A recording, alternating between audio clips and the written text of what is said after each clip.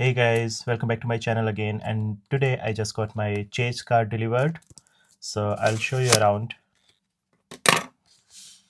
So this is how they have packed it, and I open it like this. Pretty cool, isn't it? And then, so this is how I activate my card. So they don't have any account number or any code written in the card, just my name. This is cool, so no one can use it. So that's why I'm showing you guys here. This is a debit card, MasterCard, and the good thing with Chase debit card is it's in the UK. I get 1% cashback with every purchase, and there are some other benefits as well.